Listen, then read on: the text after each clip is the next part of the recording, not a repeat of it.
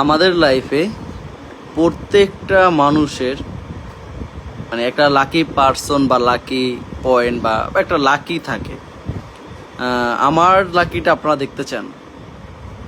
এই যে দেখেন, এখন সে আমার লাকি কেন আমি বলি।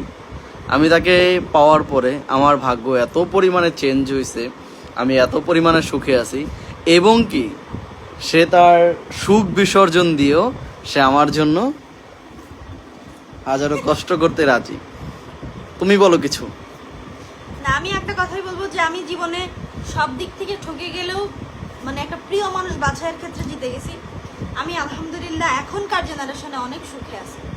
না, এখানে সবখানে ঠকে যাওয়ার তো কোনো অপশন নেই। মানুষ ভুল ত্রুটি করে, এটাকে ঠকা বলে না। আমাদের লাইফে ভুল হতেই পারে, এটা স্বাভাবিক। আমরা শয়তানের পাল্লায় পরে অনেক ভুল করি, বা শয়তান আমাদেরকে অনেক ভুল করায়, বা অনেক কারণে ভুল তোটে, সেটা আলাদা হিসাব।